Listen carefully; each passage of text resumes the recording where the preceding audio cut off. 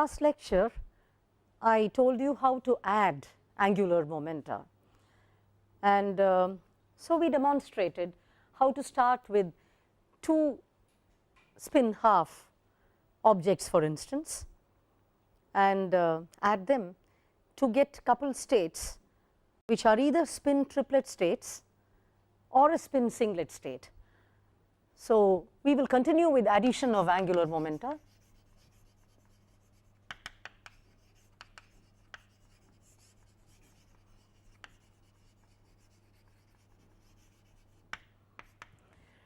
And yesterday we worked with J1 equals half in units of h cross, J2 equals half, and this gave us coupled states, the spin triplet state. By spin triplet I mean J is 1, the third component M is 1, J is 1, M is 0, and J is 1, M is minus 1. This is the triplet state of angular momentum, and if indeed by J1 and J2 we mean spin, then it is the spin triplet state. And we can have a spin singlet state as well, that is just one state with J equals 0 and therefore M equals 0. We also learned how to write this coupled state, coupled basis states in terms of the uncoupled set, and we had the following. Suppose my notation is J1, J2, Jm for the coupled basis. J1 and J2 are anyway fixed as half and half. J is 1 and M is 1. Now this state can be written in terms of the uncoupled basis states. The uncoupled basis states are represented by J1 M1, J2 M2, and I won't use a double braces for that, just to show you that this is the uncoupled basis set. So this would be half. If I want M equals 1, then this should have come from M1 equals half and M2 equals half. So this is an example of the uncoupled basis set, and indeed we would have gotten this coupled basis state in terms of the uncoupled basis state by using half comma half for J1 and M1 and half comma half for J2 and M2. We wrote it in compact notation, and I simply said that 1 comma 1, the first entry being J, the second entry being M, was simply half half, half half. 1 comma 0 had a combination.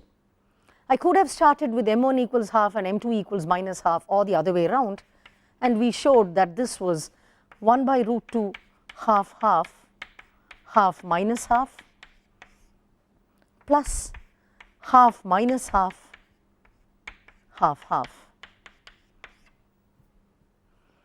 So this was 1 comma 0, and 1 comma minus 1 was another stretched case which simply came from M1 equals minus half and M2 equals minus half. There was the other state which was the spin singlet state. This is J and that is M. The states that contributed to the spin singlet state, the states that were superposed in order to get the spin singlet state, were precisely these states, except that the combination was different, and we got to a point where we said that we could write this in the following fashion.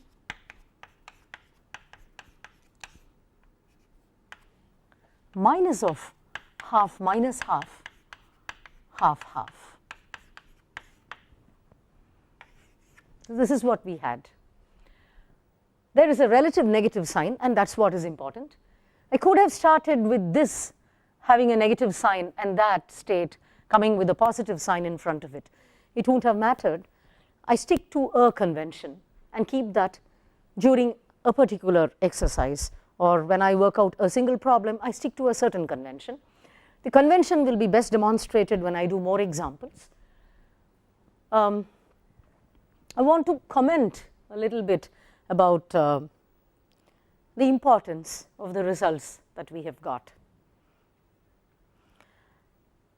The best way, in my opinion, to understand this is by looking at the world of elementary particles. So, elementary particles are labeled by quantum numbers. In other words, they are represented by states in an appropriate linear vector space. The state labels are various quantum numbers corresponding to the elementary particles. Examples of elementary particles, of course, could be protons, neutrons, the pions, the charged pions and the neutral pions, the kaons, the charged kaons and the neutral kaons. By that I mean the deltas, some of them, one of them is neutral and the others carry electric charge, and so on. In fact, there is a wide variety of particles, and depending upon the spin of the particle, the spin quantum number of the particle, particles are classified as fermions and bosons. Fermions are particles which have spin half in units of h cross, half integer spin,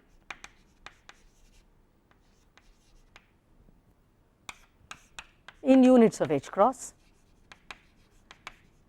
So, examples are protons and neutrons, electrons. These come with little s equals half. Sz, of course, could be, or m could be plus half or minus half, that is okay. And then you have objects like the deltas.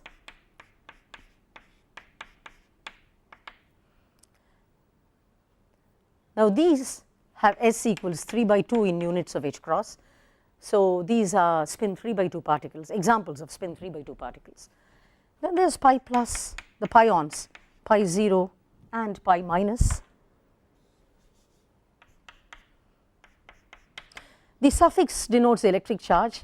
These are examples of, and there are many more particles, but these are examples of spin 0 objects. So, they are bosons.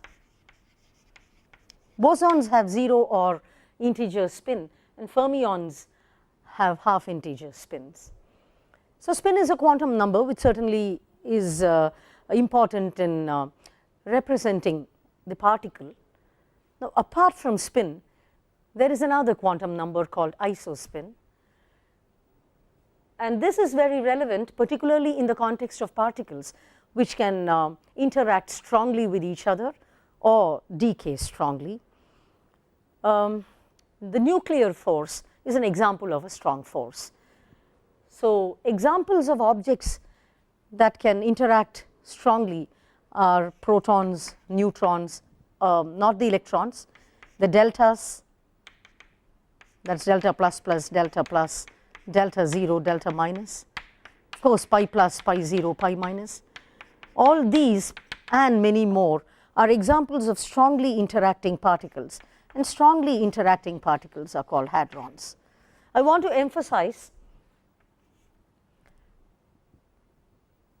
that hadrons interact strongly and can also interact electromagnetically or weakly, as the case may be. The definition is simply that these particles are capable of interacting strongly. They could have electromagnetic interactions or weak interactions, may or may not have it. That is not the issue. The point is, hadrons are particles which are capable of strong interactions. These are examples of such particles. If you look at the proton and the neutron, so I am going to look at some of the hadrons. If you look at the proton and the neutron, for instance,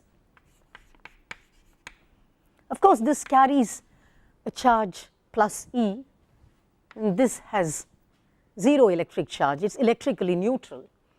That is certainly a difference between the proton and the neutron.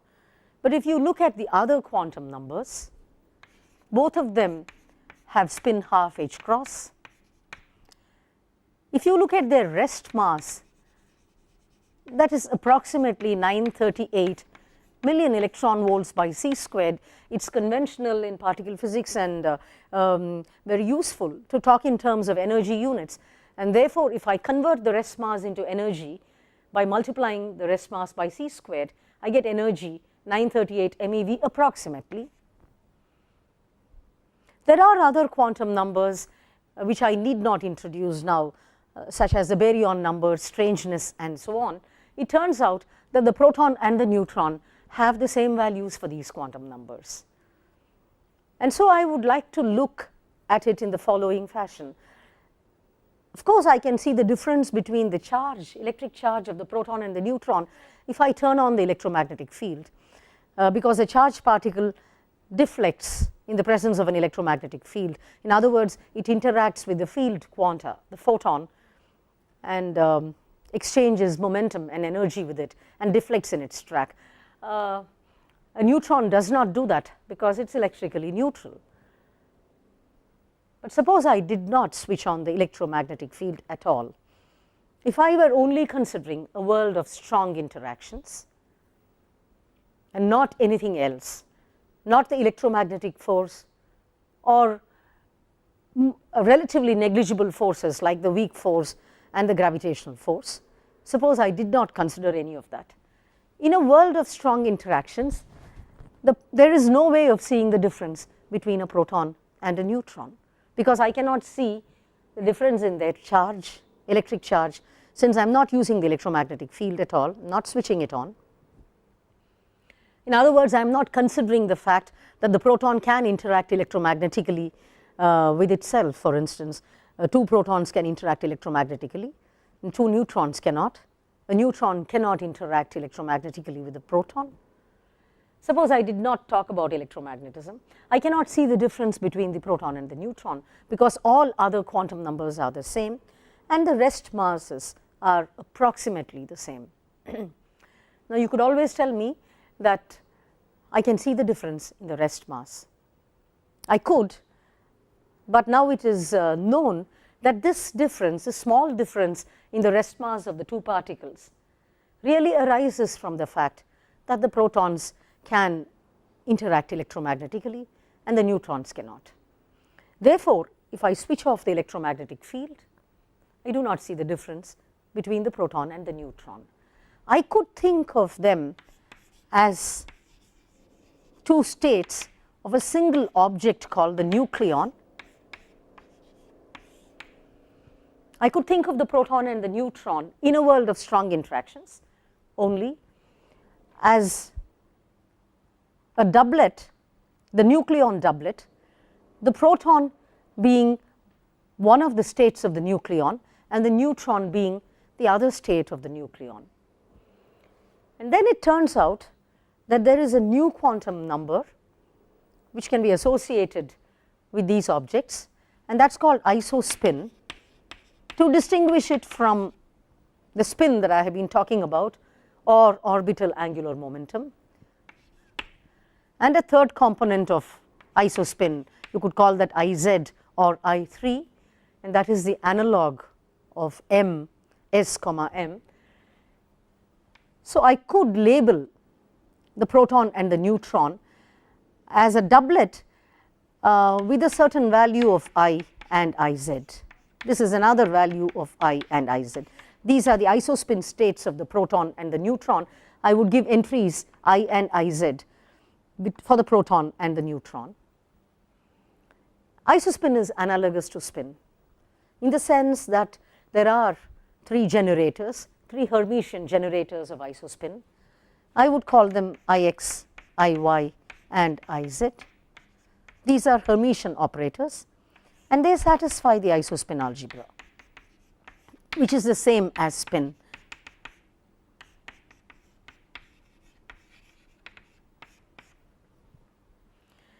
And therefore, it follows that all that I said about spin or angular momentum can be now told in the context of isospin, simply replacing j by I, which means jx by ix, jy by iy and jz by iz, little j by little I, because I squared acting on a state Iiz is I times I plus 1 Iiz, and Iz, the operator Iz, acting on a state with labels little I and little Iz. Give me this. It is evident that I squared and Iz commute with each other, and that is why I am able to do this. Now, getting to this, Like a spin doublet, I could treat the proton and the neutron, since there are only two states of the nucleon, I could treat the proton and the neutron as an isospin doublet, the proton being in the I is equal to half and I3 equals half state, the neutron also being in the I is equal to half and I3 equals minus half state. This is analogous to the spin doublet. You could think of the electron in the up state as a spin half, m equals half state of the electron, and the electron in the down state as an s is equal to half, m equals minus half state of the electron. Similarly, I talk of an I equals half, Iz equals plus half state, and an I equals half, Iz equals minus half state of the nucleon. The half comma half state is the proton and the half comma minus half state is the neutron. It is not merely the protons and the neutrons that form isomultiplets. It turns out that all hadrons form isomultiplets. These objects, delta plus plus, delta 0, delta minus, happen to be an isoquartet. In other words, they are 4 states, they are a set of 4 objects that transform as an isomultiplet. So, they transform analogous to a spin 3 by 2 object.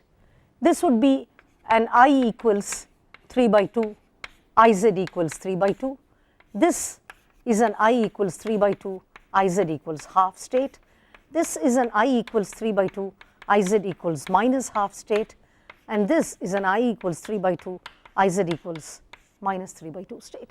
So, I have an isoquartet, and therefore, I is fixed. It's a single multiplet where isospin is 3 by 2 and Iz takes values minus I to plus I in steps of 1. Now, if you look at the pi plus pi 0 pi minus, they transform as a triplet under isospin.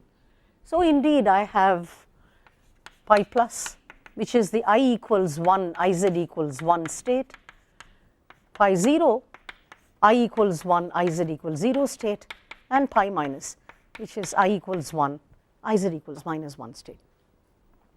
Isospin and Iz are 2 labels like the charge or like the spin of a particle.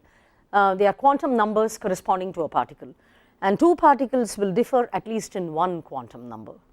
These are just examples of quantum numbers which label particle states. In any case, that was a digression, but in the context of what I have done here, I could think of this whole exercise as being done in the context of combining 2 isospin equals half objects. In other words, I could think of this as I1, the isospin of the first particle, and that as I2, the isospin of the second particle. As I said, this is possible because isospin follows the same algebra as angular momentum, or orbital angular momentum, or spin, and therefore, I simply have to replace j by I, jz by Iz, and carry on for bookkeeping purposes. So, returning to this problem, I have the following situation. Suppose I had 2 beams interacting strongly. One is 2 beams of nucleons. So, beam 1 has protons and neutrons, beam 2 has protons and neutrons. Now, when I look at it as a coupled system, as a composite system of 2 nucleons, of course, if I think of them as protons and neutrons, the proton state is half comma half, as I have just now explained. The neutron state is half comma minus half. This is the uncoupled situation where I think of them as independent subsystems, but I could think of 2 protons, one from beam 1 and the other from beam 2. Now, if I did that, it would be represented by half half with half half. This is beam 1 and this is beam 2. If you wish, you could call this beam A and that as beam B. Now, I could think of 2 neutrons, and that would be a half minus half, with a half minus half. These are basis states in the uncoupled basis. Of course, I would use my shorthand notation and just call this half comma half semicolon half comma half. So that will be like I, Iz, I1, I1z, I2, I2z, and so on. So that is analogous to J1, M1, J2, M2. But I could think of them as a coupled state. So for instance, I can have protons from the first beam interacting with protons from the second beam.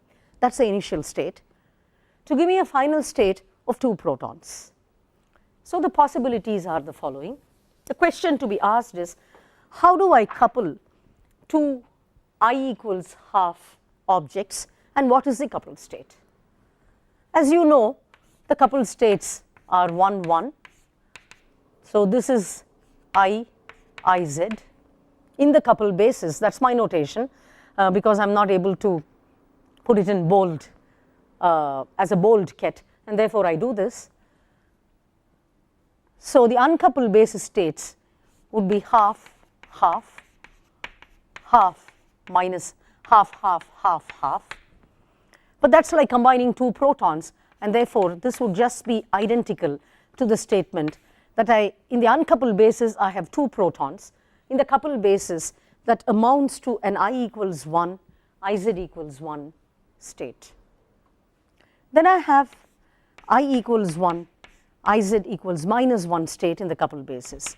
This should have come by working with I1z equals minus half, I2z equals minus half, because I could have got Iz, the z component in the coupled basis, to be minus 1 only if I had a minus half here and a minus half there.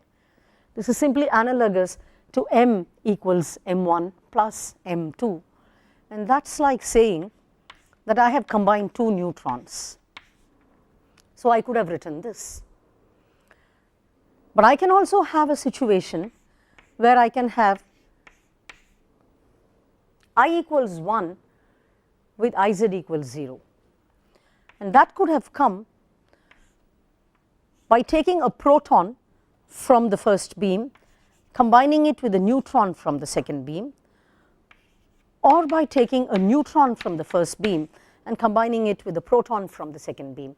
And this is my notation. This is for the first beam, second beam, first beam, second beam.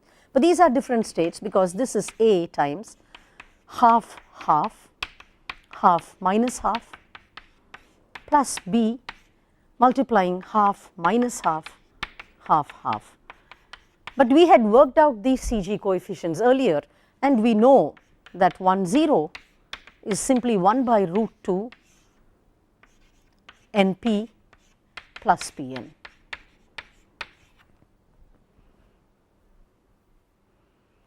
The singlet state 0, 0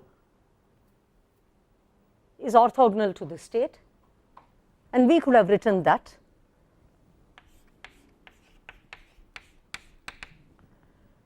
and we showed that this is 1 by root 2 Np minus Pn. In the language of protons and neutrons and isospin, this is what it is. Earlier on, I had written it in terms of J and M in the following manner.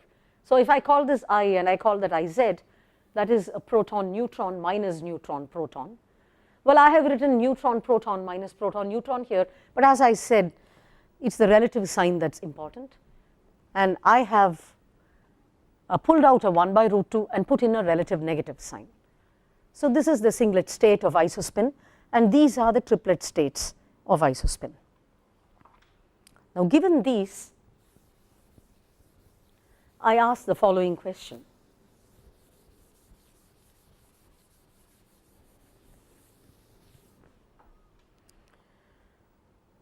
Suppose I look at the process, proton-proton interacting strongly to produce 2 protons. Experimentally, what the experimenter observes in the laboratory is the cross section for this process, the scattering cross section for 2 protons interacting to produce 2 protons strongly. Now, if that is what I was looking at, I compute the scattering cross section in 2 stages. First of all, there is a scattering amplitude which I will denote by S initial state to final state. This is an operator. It depends upon the interaction Hamiltonian. I could just call it SFI. So this is an operator, and this is the matrix element which takes it from an initial state to a final state. So in this context, I have the scattering amplitude for PP going to PP, and that's the same in my notation as this object. In other words, I have to find out what is the probability that if I started with the combination 1, 1, I end up with the same combination after the interaction. I get 1, 1. Want to denote this by S 1, 1. 1, 1, that's what I put on there. The scattering cross section is essentially, apart from some constant factors which would not change for all these processes, because it's based on kinematics, it's based on the phase space available, it's based on the energy and the momentum available, and that does not change. Apart from this overall constant, this is modulus of S 1, 1, the whole square. This is a matter of derivation, but we will take this as a definition, and this is what is measured experimentally. The scattering cross section is measured experimentally. This is like an amplitude which mod squares to give me the cross section. It is the probability that two protons interact with each other to produce two protons. Similarly, I can ask, what is the probability that if I prepare a state very carefully, an initial state very carefully, with I equals 1, Iz equals 0, what is the probability of starting with that initial state and ending with that same initial state? In other words, what is the scattering amplitude for a state which is prepared very carefully as NP plus Pn by root 2, going to a final state which is also given as Np plus Pn by root 2. So sigma for this process, the scattering cross section for an initial state carefully prepared as Np plus Pn by root 2, going to Np plus Pn by root 2, is essentially x S 1, 0 mod square. Similarly, sigma Nn going to Nn, and now the notation is evident. An initial state of 2 neutrons going to a final state of 2 neutrons is S 1, minus 1, the whole square. Now, I could have prepared it in the state ket Np by root 2 minus ket Pn by root 2, which is what I have there. So, the probability S Np minus Pn by root 2 going to itself, this mod square apart from a constant factor is sigma Np minus Pn ket by root 2 going to Np minus Pn by root 2. And this is what I have. These are the various possibilities that I have, assuming that strong interactions conserve isospin and Iz. So, I will not, for instance, ask what is the probability that 1, 1 goes to 1, 0, because in strong interactions Iz is conserved, which means that the initial state's Iz value is equal to the final state's Iz value.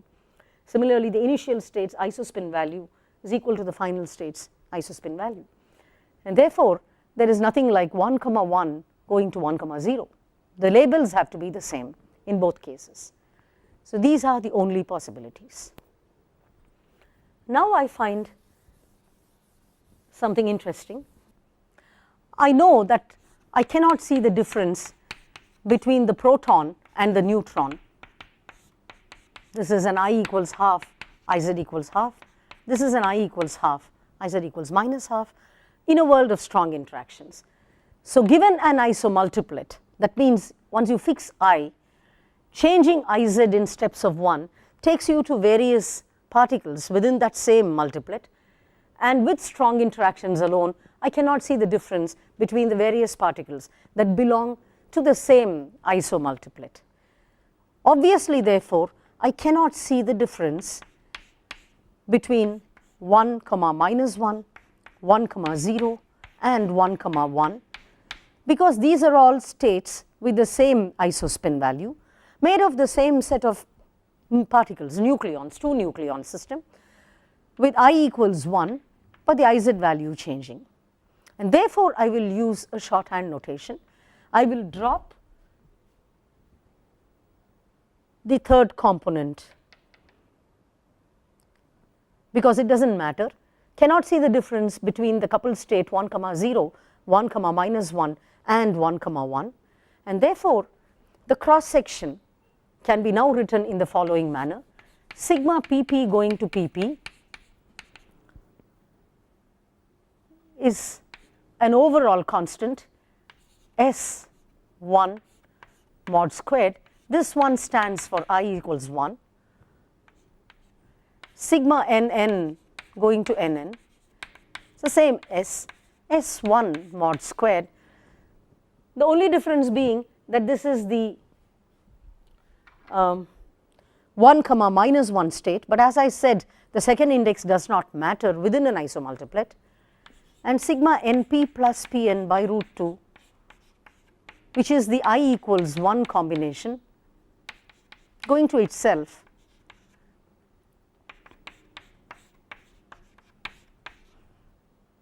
But clearly, this is in general not equal to 1, 0, 0, because this is a different isospin valued object. This is an isosinglet, and that is part of the same isotriplet. Now, what does that mean? It means the following.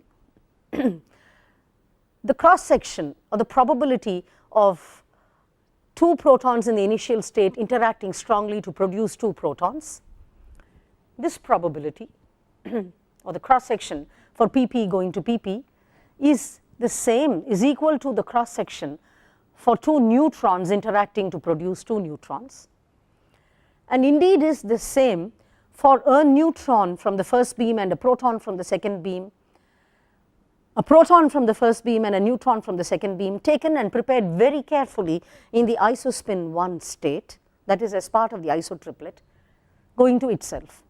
So these cross sections are the same, and that is not the same in general as the cross section for the isosinglet going to itself. So if you prepared the state combining a neutron and a proton as np plus pn by root 2 going to itself, that cross section is the same as the cross section for pp going to pp or nn going to nn. But if you prepared this combination in the antisymmetric state np minus pn by root 2, by antisymmetric I mean that if you interchange the neutron with the proton, you pick up an overall negative sign. The symmetric one means that you pick up an overall positive sign, as happens here. So if you prepare it in the antisymmetric state or in the isosinglet state, the cross section is not the same as these. This is popularly called charge independence of nuclear forces, because nuclear forces, as I told you, is an example of the strong force. So charge independence of nuclear forces simply means the following: it is irrelevant whether you take neutrons or protons. The fact that the proton is electrically charged and the neutron is electrically neutral does not matter, provided you prepare the 2 nucleon system in the same isospin state. That means in the I equals 1 state or the isotriplet state. Then the cross sections are the same. The only difference that can be seen in the laboratory is because of this, because when a neutron interacts with a proton, it could be either in the I equals 1 state or in the I equals 0 state, and the small difference between these values, between this and that, comes because of this extra piece, which makes a contribution in neutron-proton interactions. This has been experimentally verified and is popularly, it goes under the name charge independence of nuclear forces. So, nuclear forces are charge independent provided we are talking about the same isospin state, I equals 1 or isotriplet. In the isotriplet state, I find that these cross sections are the same, and that is not the same as the cross section for the isosinglet going to itself. So, this is a very important and useful, experimentally verified example of addition of angular momenta, except that I have also used this opportunity to introduce a new quantum number, isospin. It is very important in strong physics, strong interaction physics, and is an important quantum number. I and Iz are important quantum numbers which label particles that interact strongly, hadrons. Now, having demonstrated this, I will go ahead and illustrate addition of angular momenta in more detail by conducting the following exercise. I will now combine a j equals 1 state with a j equals half state. In other words, the exercise is the following: j1 is 1, j2 is half. So, we are going to combine these two objects. So, j takes values 1 plus half to 1 minus half in steps of 1. So, j takes values 3 by 2 and half.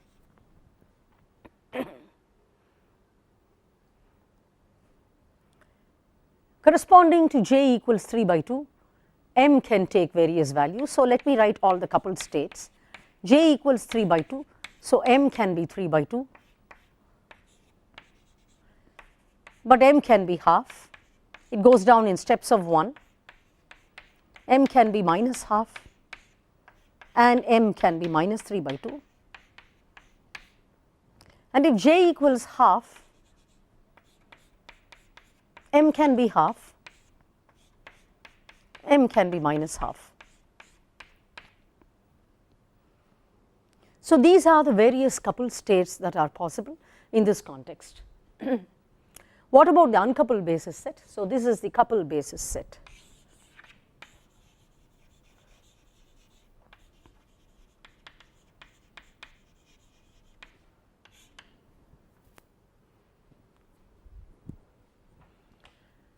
Now, the uncoupled basis,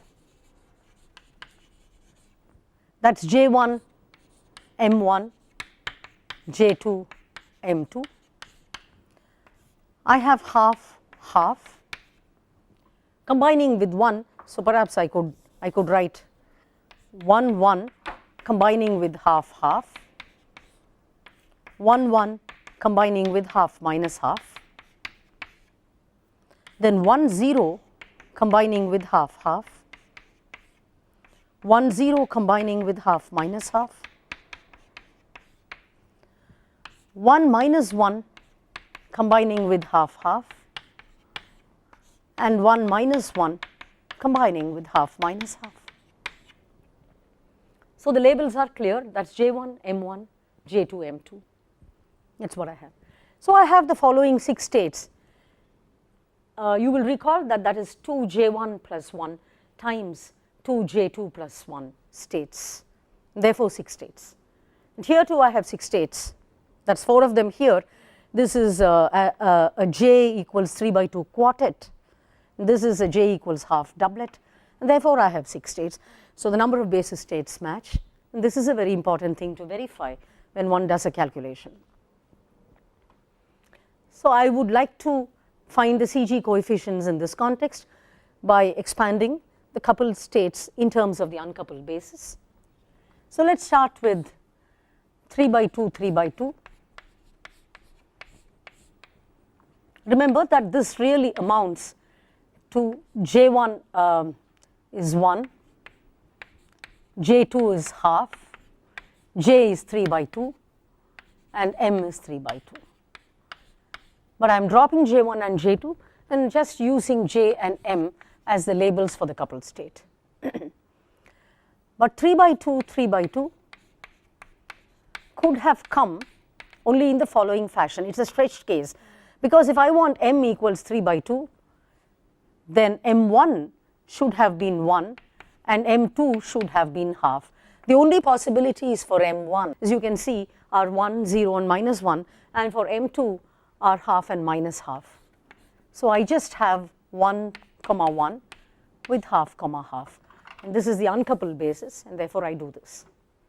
This is J1 m1 J2 m2. Of course, by this I mean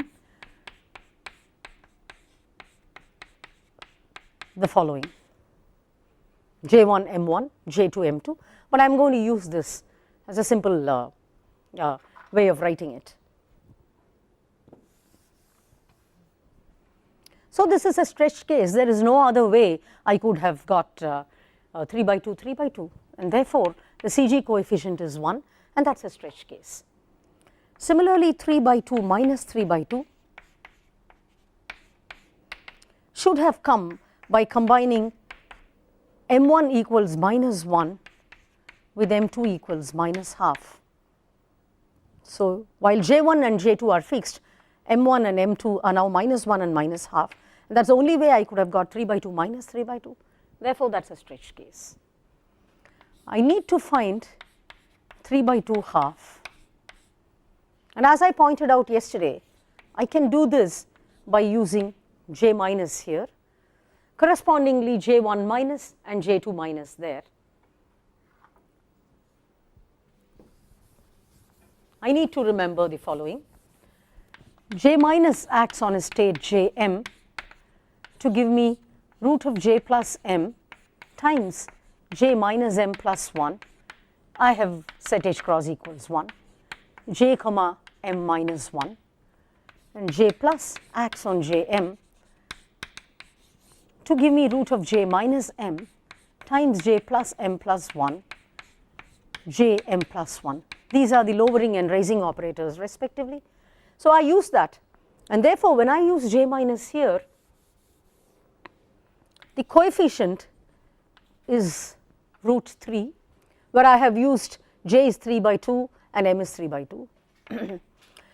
Here J1 minus acts on this, leaving that alone, pulls out a coefficient J1 plus m1 times J1 minus m1 plus 1, reduces m1 to 0, leaves J2 and m2 as such. J2 minus acts on this and leaves this alone.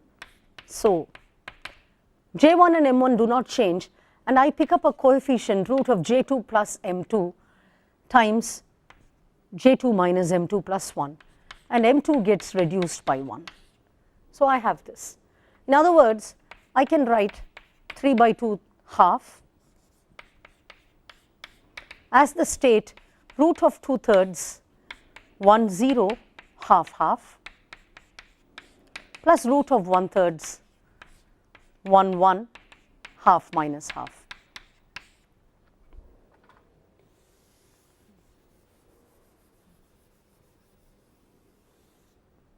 So this is what I have. I need to get the state 3 by 2 minus half in terms of the uncoupled basis. It's worth pointing out that the mod square of the CG coefficient summed together gives me unity. That's a 2/3 plus 1/3, and this is a thing that needs to be checked out. Further, if I want a half here, that's a 0 plus half, and that's a 1 minus half.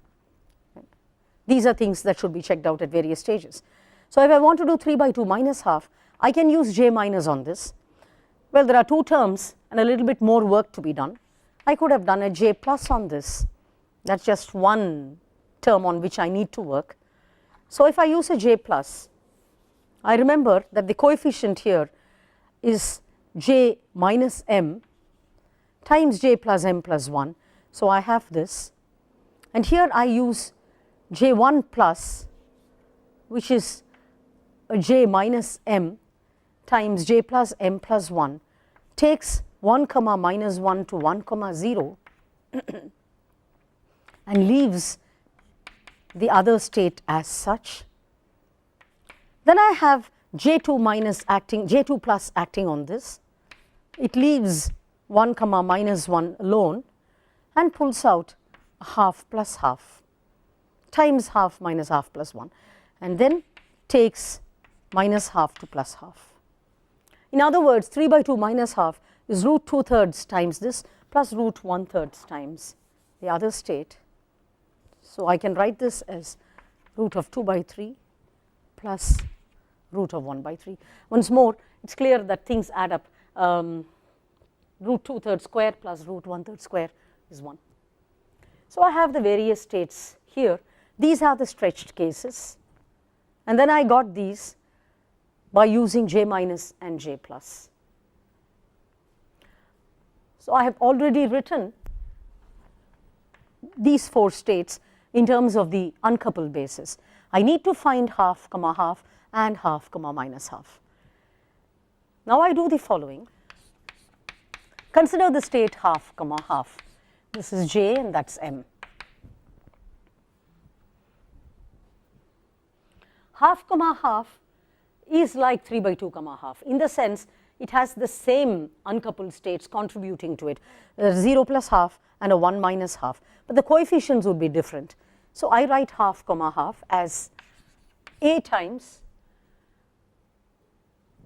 1 comma 0 half comma half plus b, that is the coefficient, and I have 1 comma 1 half comma minus half.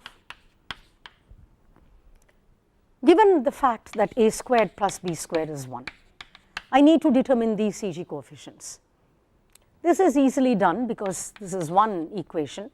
The other equation is this: 3 by 2 half is orthogonal to half half.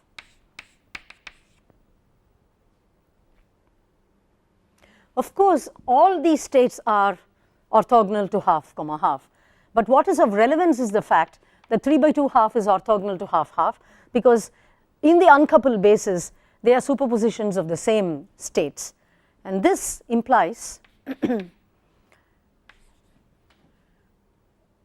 that root of 2 by 3 a plus root of 1 by 3 b equals 0, or b is minus root 2 a. So I can use that, and so I have a squared plus b squared, and that gives me a 2a squared. So I have 3a squared equals 1, which gives me a is plus or minus 1 by root 3, which tells me that b is minus or plus root of 2 by 3. This is where I can use the convention. I am going to look at the second state and look at the m values. Well, this has a higher value compared to that, so my convention is to put a positive sign here and a negative sign there. I stick to this convention throughout the problem. So I have half comma half is minus 1 by root 3, 1 0 half half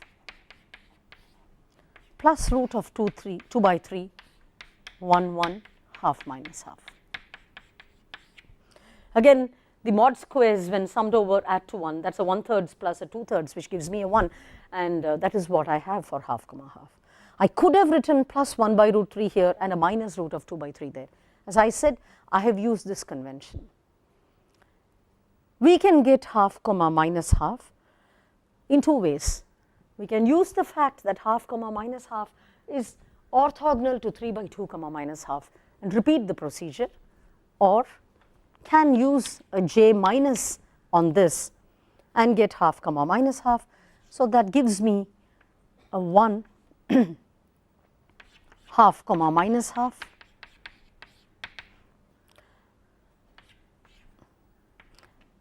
minus 1 by root 3 is fixed. j1 minus acts on this, leaving this alone, plus j2 minus acts on that, leaving this alone. Similarly, plus root of 2 by 3, j1 minus acting on this, leaving that alone, and j2 minus acting on that, leaving this alone. And once that is done, we have the state half comma minus half, which can be simply found out. That is one way of doing it. As I said, the other way is to use the fact that half comma minus half is orthogonal to 3 by 2 comma minus half and find out the coefficients, which too can be done. But remember the convention. I compare the second entries And if M2 there is smaller than M2 here, that comes with a positive sign and this comes with a negative sign. I stick to that convention during the problem. I leave it to you to complete this exercise.